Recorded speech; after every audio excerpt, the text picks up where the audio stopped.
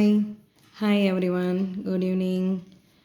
Dead மேக்ஸுக்கு prepare பண்ணிகிட்ருக்க teachers உங்களுக்கான சம்ஸ் கொண்டு வந்திருக்கேன். ஆல்ரெடி கொஷின் பேப்பர்ஸில் கேட்ட ரிப்பீட்டட் சம்ஸ் இதெல்லாம் எவ்வளோ ஈஸியாக சால்வ் பண்ணுறது அப்படின்றத நீங்களே பாருங்கள். இப்போ இங்கே என்ன கொடுத்துருக்காங்க அப்படின்னா, சுருக்குக அப்படின்னு கொடுத்துட்டு 81 பவரில் -3/4 அதுக்கான 4 ஆன்சர் கொடுத்துருக்காங்க. ஸோ இதை நம்ம ஃபஸ்ட்டு எப்படி சுருக்க போகிறோம் அப்படின்றத பாருங்கள். உள்ளே இருக்க 81 அப்படின்ற நம்பரை அந்த மேலே இருக்கிற -3/4 அதை யூஸ் பண்ணி நம்ம என்ன பண்ணலாம் அப்படின்றத பார்க்கலாம். இப்போ நமக்கு 81 -3/4 ஈக்குவல் டு, இப்போ இதை 3 டேபிளை ஒரு 4 டைம்ஸ் மல்டிபிள் பண்ணும்.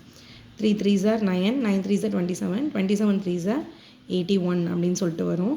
ஸோ 3 பவர் நம்ம என்ன எழுதணும் அப்படின்னா 4 எழுதணும். இதுக்கு பவரில் என்ன கொடுத்துருக்காங்க அப்படின்றத பாருங்கள்.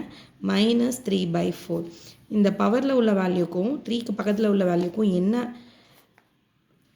அப்படின்னா, இது மல்டிபிள் ஆகும். -3/4ன்றது இதோட பவரில் மல்டிபிள் ஆகும். ஸோ இந்த 4ம் ஆட்டோமேட்டிக்காக உங்களுக்கு என்ன ஆகிடும் அப்படின்னா கேன்சல் ஆகிடும்.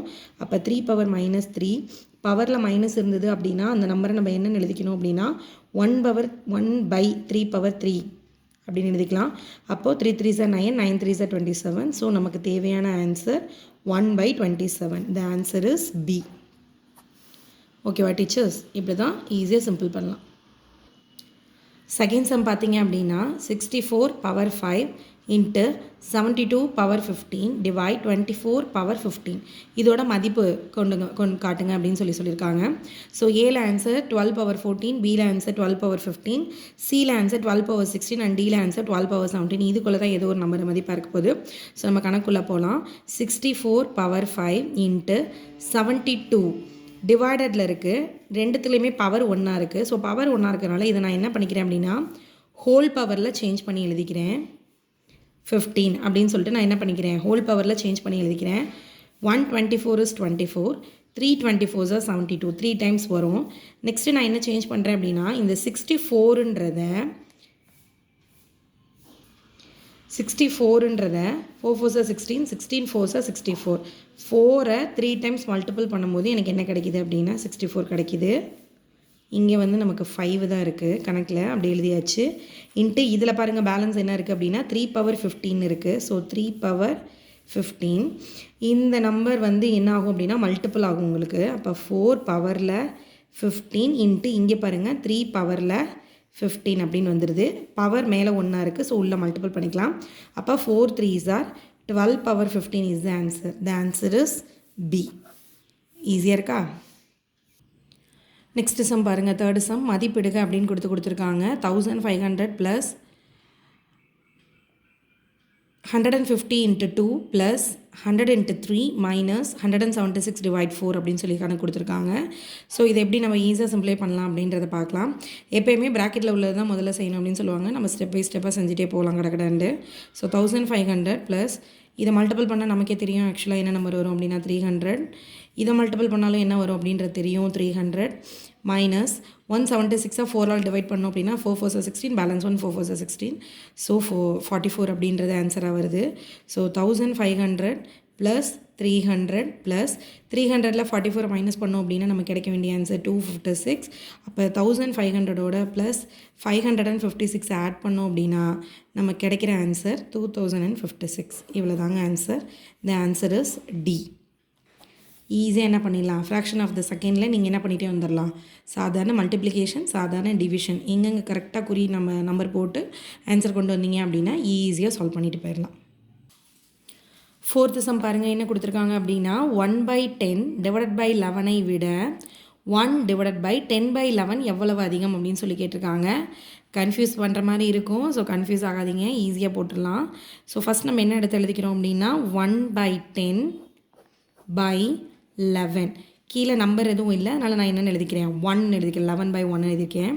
ஸோ நீங்கள் என்ன பண்ணலாம் அப்படின்னா 1/10 இன்ட்டு 11/1 தலைகீழ போகும்போது நமக்கு என்னென்னு வரும் 1/11 வரும். ஸோ இதை மல்டிபிள் பண்ணோம் அப்படின்னா 1 1s are 1, 11 into 10 110. ஸோ இது ஒரு வேல்யூ நீங்கள் கையில் வச்சுக்கோங்க.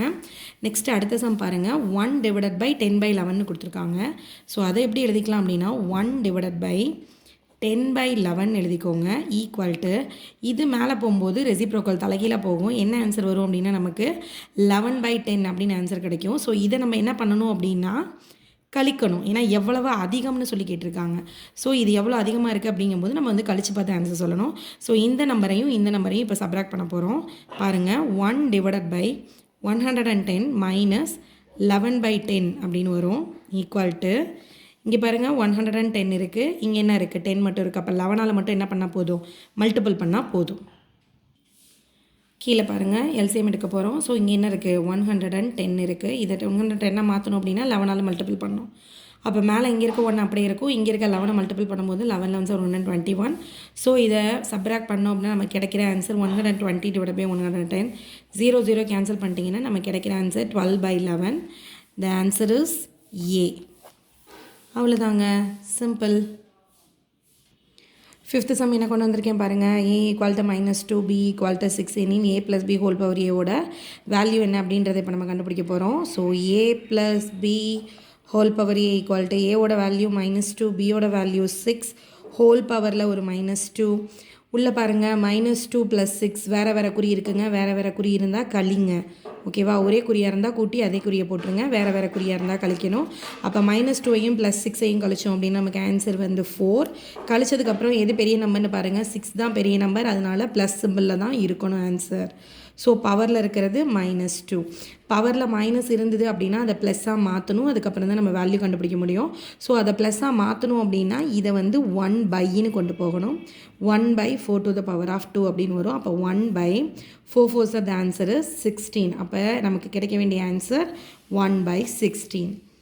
அவ்வளோதான் டீச்சர்ஸ், ஈஸியான சம்ஸ் தான் எல்லாமே. ஒர்க் அவுட் பண்ணி பாருங்கள், நிறைய ஒர்க் அவுட் பண்ணுங்கள். ஸ்கூல் புக்ஸை நல்லா ரிவைஸ் பண்ணுங்கள். என்னோடய வீடியோ பிடிச்சிருந்ததுன்னா சப்ஸ்கிரைப் பண்ணுங்கள், ஷேர் பண்ணுங்கள், லைக் பண்ணுங்கள், பெல் பட்டனை ப்ரெஸ் பண்ணிவிடுங்க. நான் போடுற ஒரு வீடியோஸும் உங்களுக்கு யூஸ்ஃபுல்லாக இருக்கும்னு நான் நினைக்கிறேன். தேங்க்யூ ஸோ மச் ஃபார் வாட்சிங்.